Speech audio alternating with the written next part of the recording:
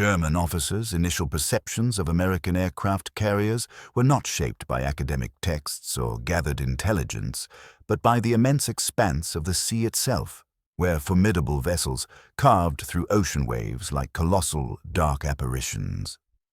During the nascent stages of the Second World War, when the Atlantic remained the primary arena for German naval endeavors, the prevailing image in the minds of most Kriegsmarine officers depicted a fleet heavily reliant on battleships, cruisers, and the stealthy threat posed by U-boats. Aircraft carriers were viewed as novelties, potentially useful for specialized missions, but certainly not central to the strength of a naval force.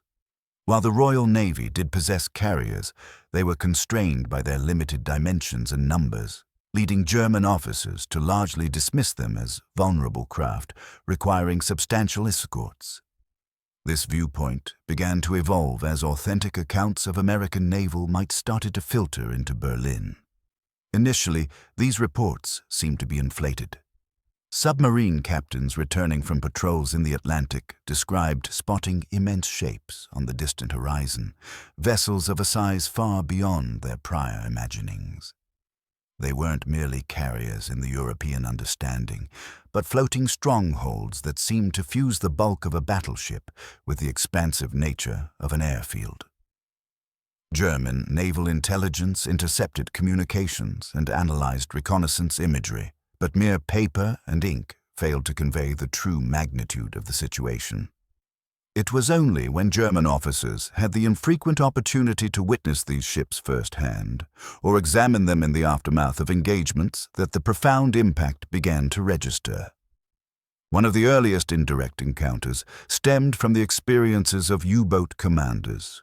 They recounted instances where convoys previously considered easy targets suddenly benefited from continuous aerial protection, not originating from distant land masses, but from mobile platforms at sea.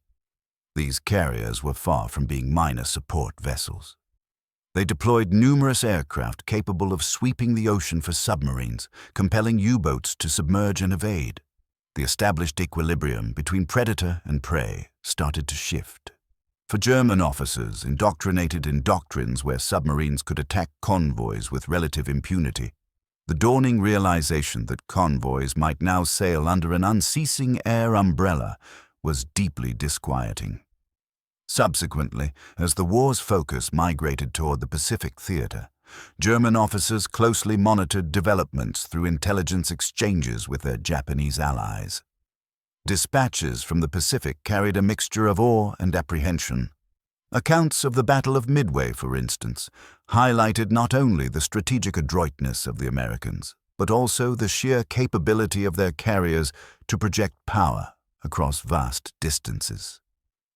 To German minds accustomed to the geographical realities of the Atlantic, where Great Britain stood as the central island bastion, the concept of naval air power extending across the immense breadth of the Pacific seemed almost inconceivable.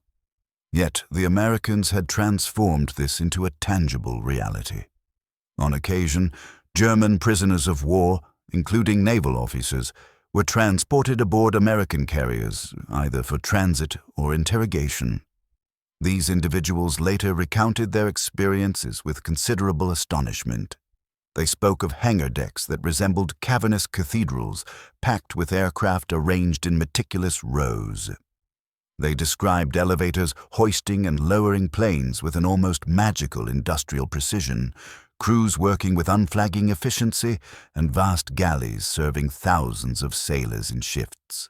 In stark contrast to the confined quarters of a U-boat or even a German battleship, the carrier presented itself as an entire metropolis adrift on the waves. The sheer scale of these vessels was arguably the most startling revelation. German capital ships like the Bismarck and Tirpitz were immense by European standards, yet they carried heavy armor and artillery rather than extensive aviation facilities. An American carrier, conversely, was of comparable size but dedicated its mass to air wings, fuel reserves, and the continuous operation of flight activities. German officers could not help but observe that one such vessel was equivalent to several airfields operating in concert, capable of launching successive waves of sorties. This vision fundamentally challenged the bedrock of their naval doctrine, which had long centered on decisive artillery duels and covert submarine operations. Compounding the shock was the apparent nonchalance with which the Americans deployed these colossal ships.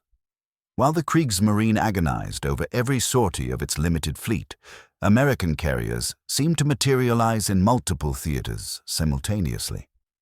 By 1942 and 1943, intelligence reports detailed the construction of new classes of carriers launched with remarkable speed, each one surpassing its predecessors in size and sophistication. To German officers who had witnessed shipbuilding in Germany hampered by resource shortages and Allied aerial bombardments, the American capacity to produce these floating fortresses appeared almost otherworldly.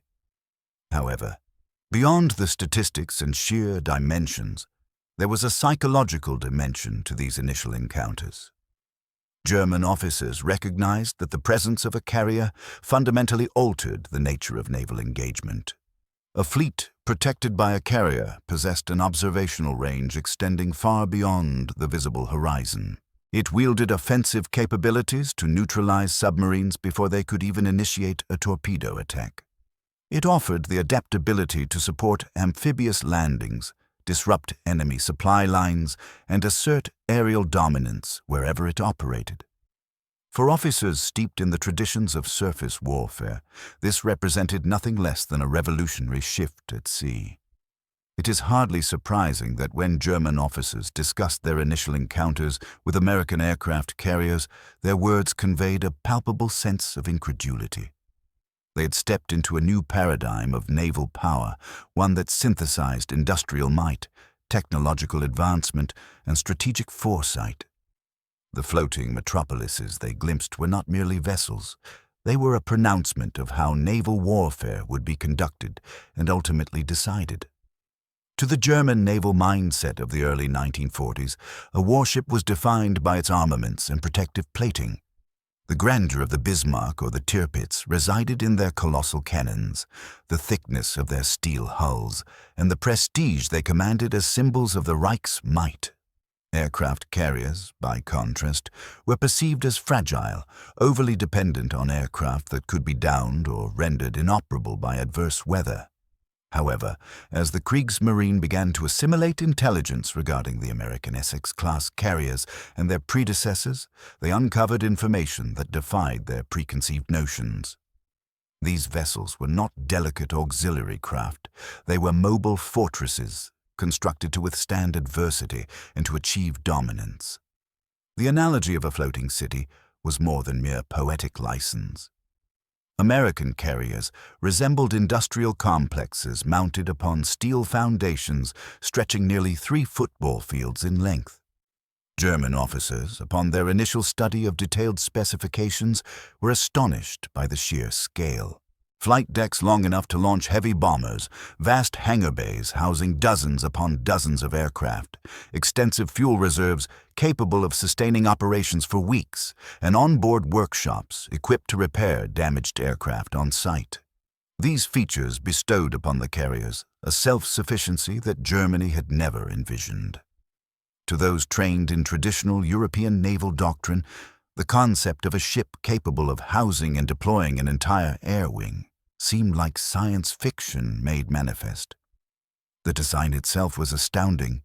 Unlike the heavily armored strongholds of German battleships, carriers eschewed large gun turrets in favor of expansive flight surfaces and aviation infrastructure. At first, this struck numerous German officers as a perilous gamble. Why divest a warship of its primary offensive weaponry? Yet, subsequent reports swiftly demonstrated that the aircraft themselves constituted the weaponry, possessing greater versatility and range than any cannon. A single carrier could dispatch reconnaissance aircraft to survey hundreds of miles in all directions, deploy dive bombers to attack enemy vessels, and launch fighters to defend the fleet against aerial assaults. The ship itself transformed into a mobile bastion of aviation, fundamentally redefining the essence of naval power. Within these vessels, the impression of a city at sea was even more pronounced. American carriers featured expansive mess halls capable of feeding thousands of sailors, sleeping quarters that dwarfed those on German warships, and medical facilities akin to modest hospitals. Officers marveled at the inclusion of recreational amenities, gymnasiums, barbershops, and even motion picture projectors. Luxuries that were unthinkable on a German cruiser or U-boat. The rationale was straightforward, yet ingenious. A crew sustained by comfort and routine could endure prolonged deployments and remain combat-ready for far longer than men confined within steel sarcophagi. German officers who caught glimpses of these floating communities were compelled to acknowledge that morale, logistical support, and human endurance had been intrinsically integrated into the very fabric of their design. Even the operational choreography was impressive. Elevators transported aircraft between the hangar and flight deck with mechanical efficiency, while crews executed meticulously rehearsed procedures that resembled an industrial ballet. Launching dozens of aircraft in rapid succession, recovering them with precise landings and preparing the subsequent wave was a process refined to an almost automated level. On German vessels, every significant maneuver was strictly dictated by officers and a rigid hierarchy. On American carriers, however, sailors themselves were empowered through training and established systems to act with decisiveness, fostering a rhythm of perpetual motion. German accounts noted this as both unfamiliar and intimidating. Another source of disbelief stemmed from the carrier's logistical independence. With their integrated machine shops, readily available spare parts, and onboard aviation fuel reserves, these ships could operate without immediate reliance on shore-based facilities. A carrier task force could navigate to remote waters and sustain extended campaigns without awaiting supply convoys. This capability was virtually incomprehensible to the German Navy, which was tightly bound to European harbors and vulnerable logistical lines. The Americans, conversely, had engineered a war machine that carried its own vital lifelines, thereby enabling strategic flexibility that seemed limitless. Perhaps the most staggering revelation of all was the sheer magnitude of their aviation capacity. While British carriers accommodated a modest number of aircraft, American behemoths boasted air groups numbering between 80 and 100 planes. German officers, accustomed to conceptualizing naval power in terms of surface gunnery exchanges, struggled to comprehend this reality. The comparison was astounding. A single American carrier could deliver the equivalent firepower of multiple airfields, mobile to any required location and capable of striking targets that believed themselves secure across vast oceans. It was as though the Americans had mastered the art of manipulating geography to their advantage. The concept of the floating city extended beyond mere size. It embodied a distinct philosophy of warfare. The Americans had opted for mobility, projection, and sustainability over brute force. They constructed vessels that could carry not only armaments, but also the entire infrastructure for a campaign. In doing so, they pioneered a new form of warfare where distance and isolation offered no sanctuary. German officers, reviewing battle reports and photographic evidence, privately confessed that the balance of naval power was undergoing an irreversible shift. The era of the battleship was drawing to a close, and the age of the aircraft carrier had dawned. In the quiet introspection of post-war memoirs, some German naval officers admitted to having underestimated the carriers until it was too late. They recalled the initial exposure to images of these floating fortresses and the stark realization that Germany possessed no countermeasure. The Reich had staked its entire fortunes on U-boats and a handful of capital ships, while across the Atlantic, America had amassed an armada of mobile airfields. The shock was not solely in the steel and tonnage, but in the dawning awareness that Germany's naval conceptualization had been too narrowly confined for men who had dedicated their careers to venerating artillery and armor. The American carrier was both a revelation and a stark warning. It stood as irrefutable evidence that victories were no longer achieved by clinging to outdated doctrines but by daring to reimagine the very nature of the battlefield. To German officers, these floating cities of war were both terrifying and awe-inspiring, emblematic of a new era for which they had not been prepared to contend. Life aboard America's aircraft carriers, for German officers who either heard accounts or later witnessed it, was nothing short of surreal. For individuals accustomed to the stifling confines of U-boats or the austere routines of German surface vessels, the American carrier represented an entirely different realm, a city navigating the seas with its own unique rhythms, comforts, and social structures. It was undeniably a warship, but also a meticulously engineered community designed to keep thousands of men not merely alive, but highly effective throughout prolonged deployments. The more German officers learned about these vessels, whether through intelligence briefings, captured documentation, or first-hand experiences as prisoners of war, the more they understood they were confronting something fundamentally alien to their own naval traditions. One of the initial aspects that astonished them was the sheer sense of spatial abundance. On a U-boat, every available inch of steel was crammed with machinery, sleeping bunks, and torpedoes. The atmosphere was thick with diesel fumes, the odor of sweat, and an undercurrent of anxiety. On German battleships, space was more generous but still rigidly utilitarian. Narrow corridors, small mess halls, and cramped cabins were the norm. In contrast, American carriers sprawled out like veritable floating towns. The hangar deck alone could have accommodated an entire U-boat and still offered ample room for more. The flight deck extended longer than most European city streets. To traverse from bow to stern was akin to undertaking a significant journey. For German officers accustomed to the constraints of compact fighting machines, this vastness seemed almost extravagant. Then there was the matter of the living conditions. Reports detailed mess halls where hundreds could dine simultaneously, menus offering a variety of fare far beyond what German sailors could ever imagine, and refrigeration systems that maintained the freshness of provisions for weeks at sea. While German crews subsisted on hardtack, preserved meats, and thin broths, American sailors queued for hot meals that included fresh produce, eggs, and even ice cream. Prisoners who experienced these meals firsthand later admitted that the sheer abundance was demoralizing in itself. How could Germany possibly sustain morale and endurance when the enemy's sailors lived as if in a floating canteen rather than a steel enclosure? The carriers also housed medical facilities that German officers compared to small, well-equipped hospitals. These included surgical suites, wards for the injured, and trained medical personnel prepared to address not only combat-related trauma, but also illnesses that could rapidly spread through large crews. For German sailors, medical care was often rudimentary, with a ship's doctor improvising with limited resources. On American carriers, medical treatment was industrialized, scaled for mass application, and integrated into the operational tempo of war. This was not merely a matter of comfort. It reflected a logistical depth that Germany could not rival.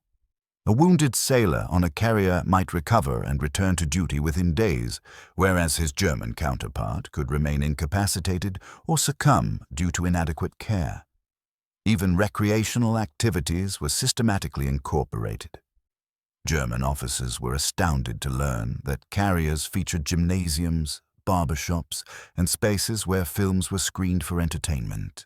These amenities struck many as superfluous until their underlying purpose became clear: maintaining the sanity of thousands of men during extended periods at sea. Conversely, boredom and claustrophobia were constant adversaries aboard German vessels, steadily eroding morale and discipline. The Americans, with their emphasis on providing comfort, appeared to understand that warfare at sea was as much about the resilience of the spirit as it was about the endurance of the hull. The order and discipline aboard these carriers also impressed the Germans, albeit in unexpected ways. German warships were governed by a rigid hierarchy, with every action meticulously controlled by the authority of officers. On American carriers, reports described a more adaptable approach. Sailors were highly trained for specific roles and empowered to execute them with speed and initiative. Flight deck operations, in particular, struck German observers as astonishingly efficient. Hundreds of men, identifiable by their colored uniforms, directed aircraft, refueled them, armed them, and cleared the decks in mere minutes. What might have appeared as chaos was, in fact, a carefully orchestrated ballet of human beings and machinery.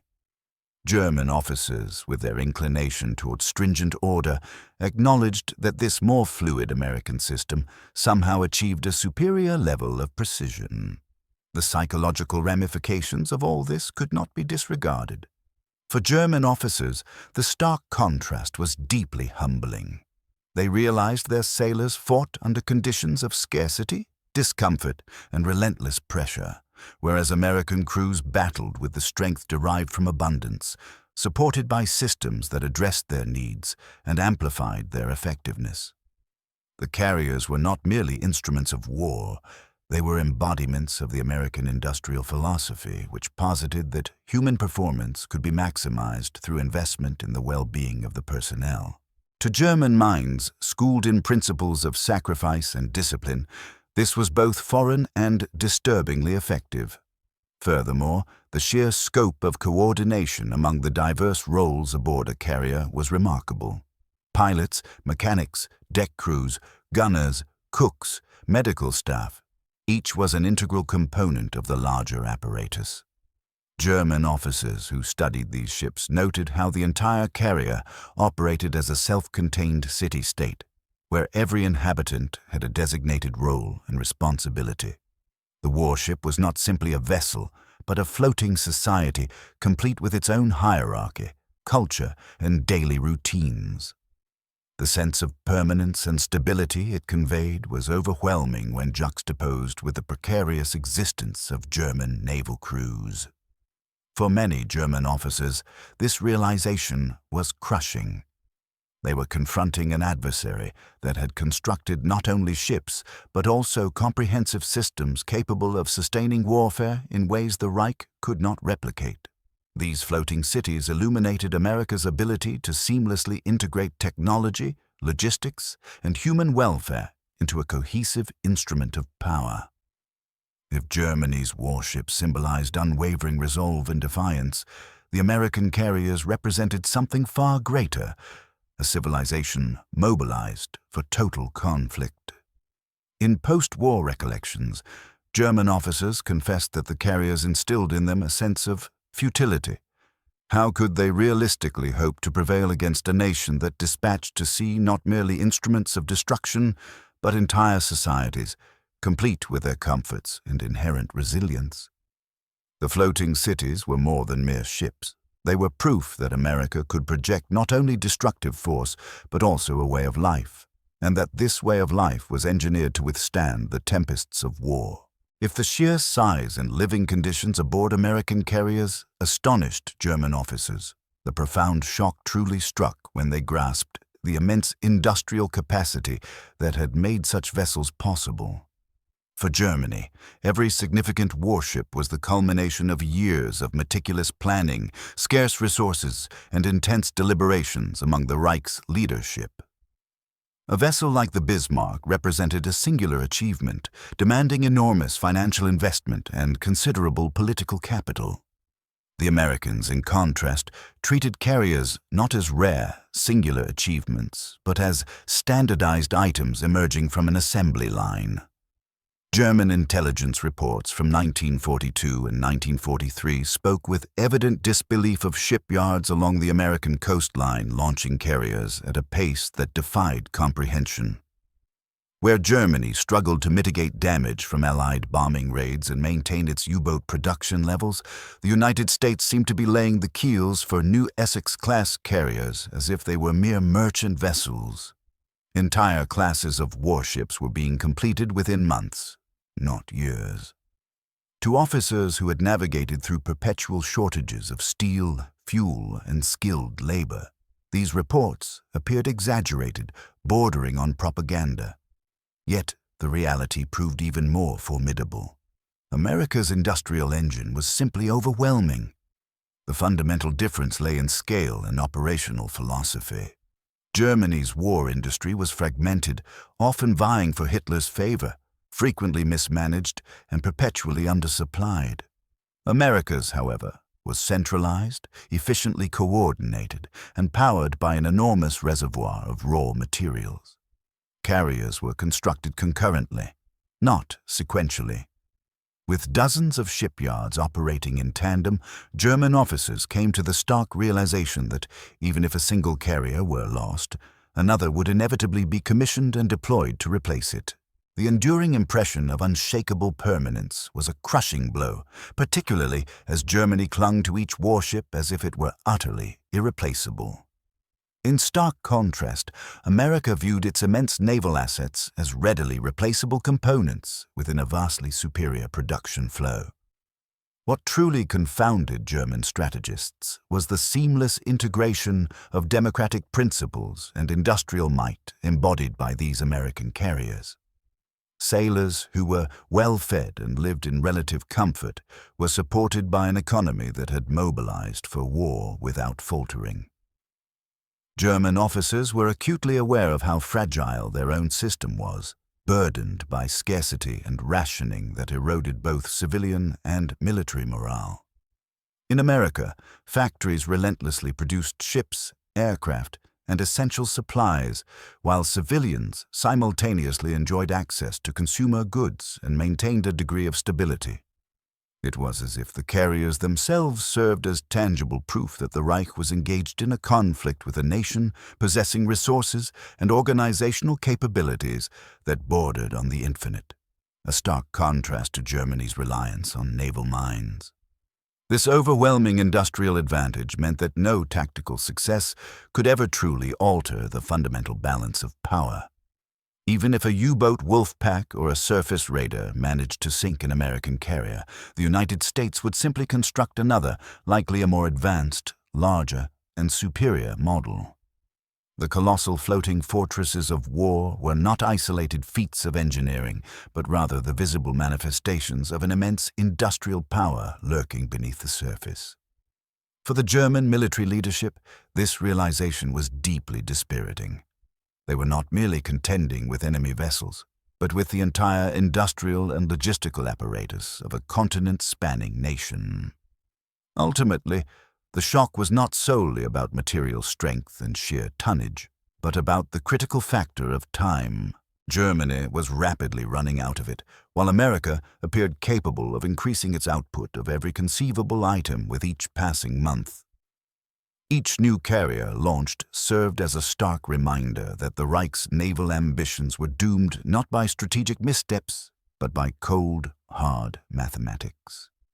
To German officers deeply ingrained with doctrines of surface gunnery and submarine warfare, the disorienting revelation was that America's carriers carried not only vast complements of sailors, but also entire air wings. They had meticulously constructed their strategies around the formidable power of battleships and the stealthy efficacy of submarines. However, the carriers introduced an entirely new paradigm.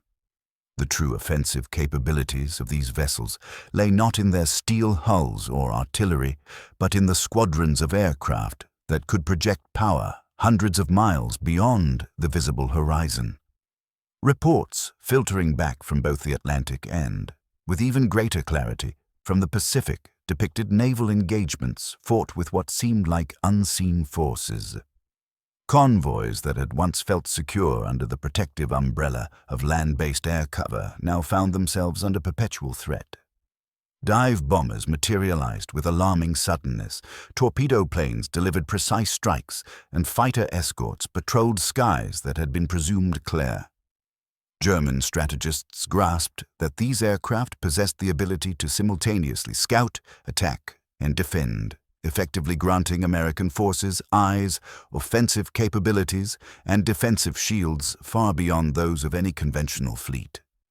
The sheer scale of aviation operations aboard American carriers was astonishing.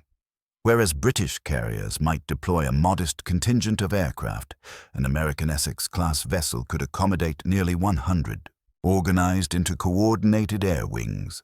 These planes were capable of devastating enemy warships, hunting submarines with relentless efficiency, and providing crucial support for amphibious assaults. The impact of this was the expansion of the battlefield to a scale that the German Navy had never anticipated. Suddenly, no surface vessel was truly safe, no submarine immune from detection, and no coastline truly beyond the reach of aerial assault. The tactical implications became undeniably clear following early Allied amphibious operations that were heavily supported by carriers. German officers witnessed firsthand how air wings systematically neutralized coastal defenses, even before Allied troops reached the shorelines. They observed how carriers effectively shielded Allied fleets from Luftwaffe attacks, projecting American air and naval power over contested waters with an unyielding and relentless pressure. Every aircraft lost could be readily replaced, and each wave of planes launched did so without hesitation, because the carriers themselves were imbued with the immense industrial might of America within their steel decks. For German naval strategists, this was a devastating realization. Their fundamental doctrine of achieving decisive surface battles crumbled when aircraft could sink a battleship long before it came within range to engage with its own guns. Submarines, once the bane of Allied convoys, found themselves hunted from the skies. Even tactical victories felt hollow. The sinking of a single carrier was rendered insignificant when numerous replacements were already in production. In conversations recorded in the aftermath of the war, German officers candidly admitted that the aircraft carrier represented the true revolution in naval warfare. It was more than just a ship. It was a mobile airfield that effectively reshaped geography and strategic possibilities to America's advantage. Where a battleship could exert influence over a limited patch of ocean, a carrier could dominate an entire region. For the German Navy, this was the most bitter lesson of all. The future of maritime conflict had unequivocally arrived, and Germany possessed no effective countermeasure. As German officers scrutinized the Mediterranean theater, they discovered further compelling evidence of the carrier's transformative influence. By 1942, Allied operations in North Africa and subsequently in Sicily vividly demonstrated how these colossal floating cities could fundamentally alter the course of entire military campaigns. German and Italian forces had initially relied on the constricted geography of the Mediterranean, believing that shore-based aircraft and their own naval assets could maintain effective surveillance and control. However, the appearance of American and British carriers drastically extended the Allies' operational reach into waters previously considered secure. Reports concerning Operation Torch, the Allied landings in North Africa, profoundly disturbed German officers. Carrier-based aircraft provided continuous aerial cover for convoys transporting troops and vital equipment across the Atlantic. Luftwaffe squadrons stationed in Tunisia and Sardinia found themselves under persistent harassment, preventing them from even reaching their intended engagement ranges. German accounts frequently noted that the Allies appeared to possess their own mobile airfields, enabling them to deploy successive waves of fighters and bombers wherever and whenever they were needed.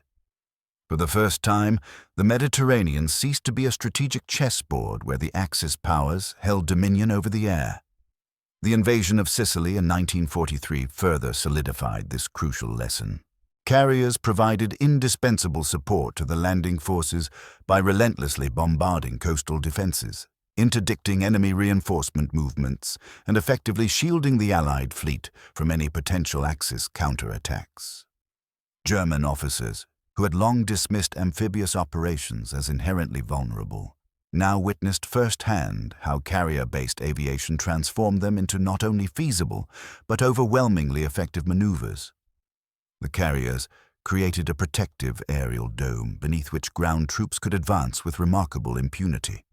Traditional defensive fortifications, designed to withstand artillery duels and coastal battery fire, simply collapsed under the overwhelming pressure of this aerial umbrella. Captured German documents originating from the Mediterranean front reveal a palpable sense of desperation.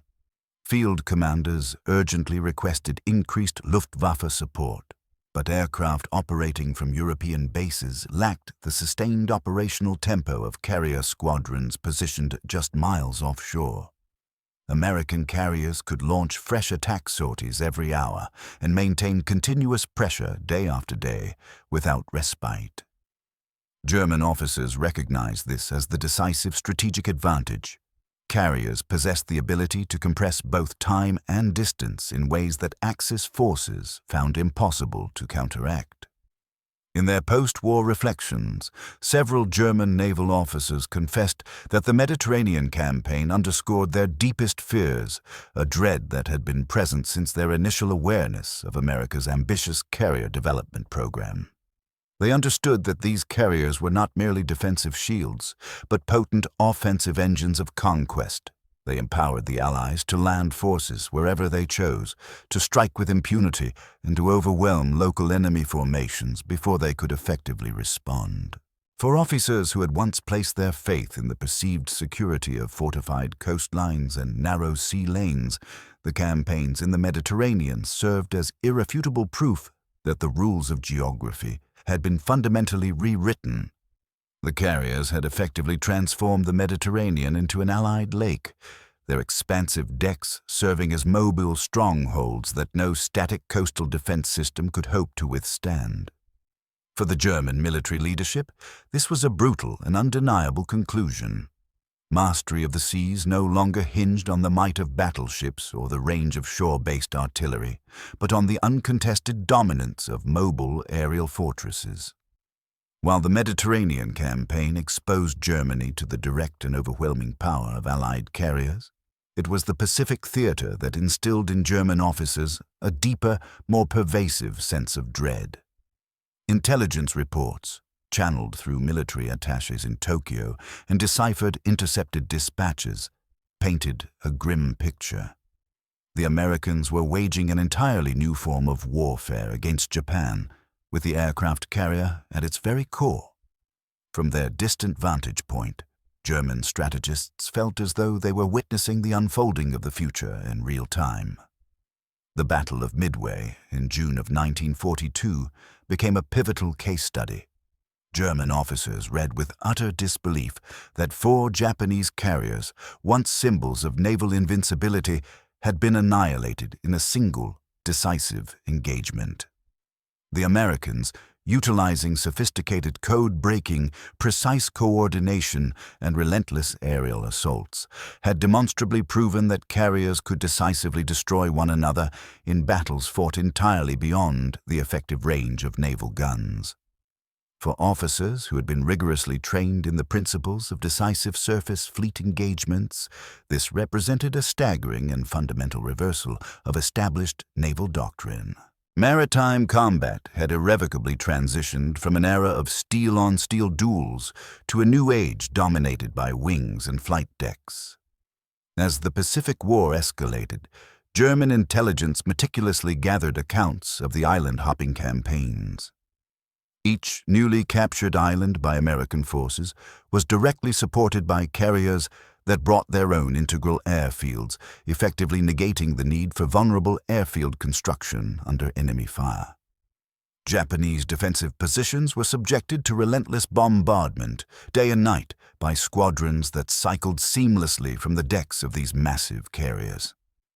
German officers reviewing these detailed reports fully grasped the far-reaching implications.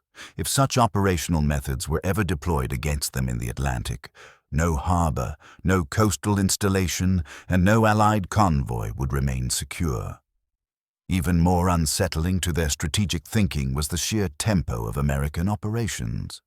German intelligence reports consistently highlighted the astonishing speed with which damaged carriers were repaired, while new vessels rolled off production lines in an unwavering and continuous stream.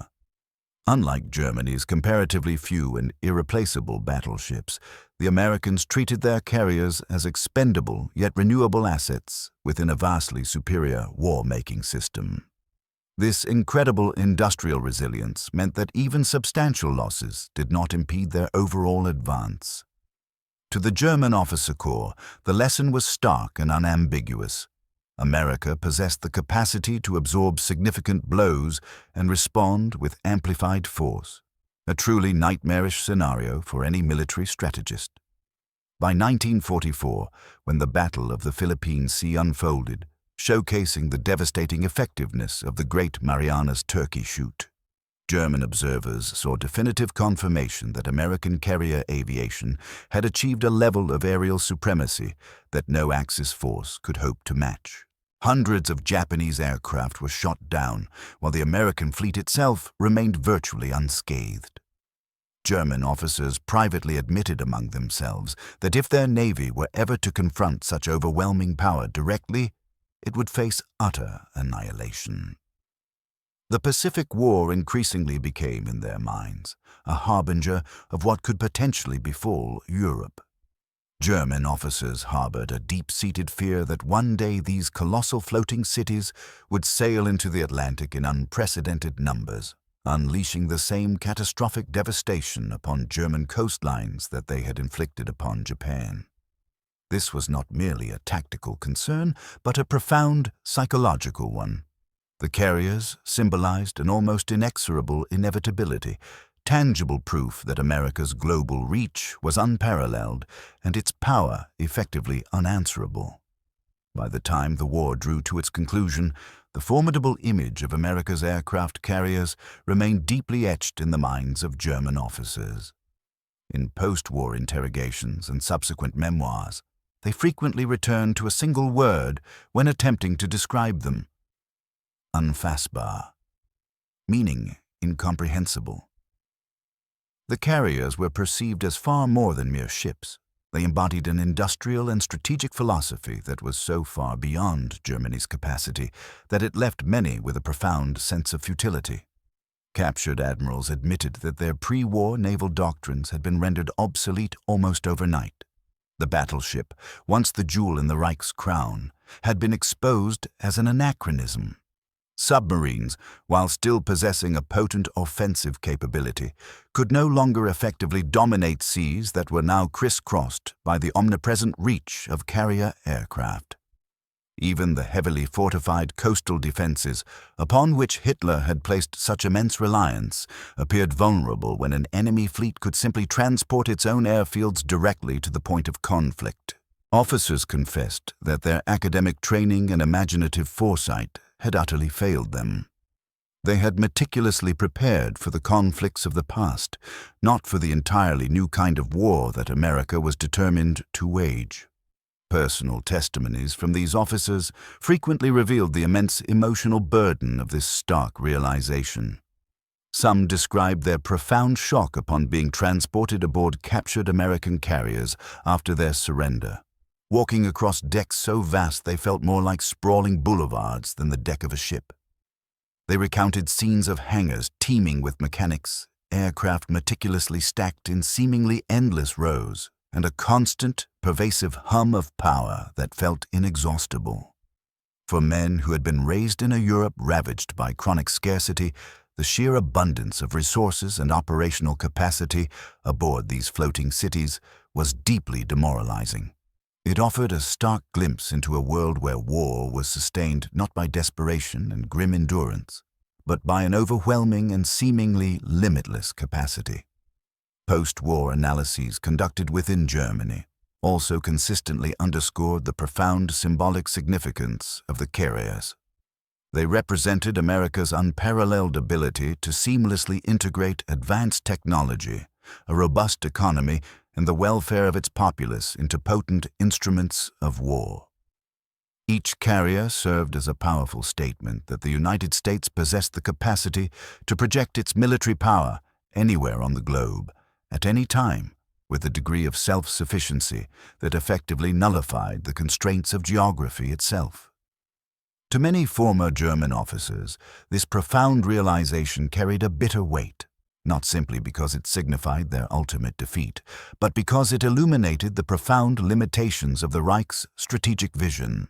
Germany had gambled its entire future on outdated models of power, while America had fundamentally redefined the very nature of the battlefield.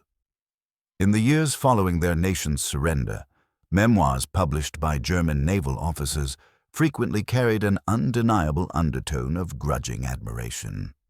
They acknowledged that no conceivable strategy or tactic could have effectively countered the sheer, relentless momentum of American carrier warfare. These floating cities, in their collective estimation, served as the undeniable handwriting on the wall, conclusive proof that Germany's aspirations for naval supremacy had been tragically doomed from the very outset. For these men, the aircraft carriers became potent symbols of an inescapable fate. They served as constant reminders that the war had been ultimately decided not solely on the traditional front lines, but within the humming factories, the bustling shipyards, and the very doctrines that had shaped its trajectory long before the first shots were even fired. To the German officers who had once fervently believed in the ultimate supremacy of brute steel and unwavering willpower, the aircraft carriers stood as monumental testaments to an entirely new era of warfare. An era where dominion over the sea belonged not to the ship with the mightiest gun, but to the vessel with the largest deck.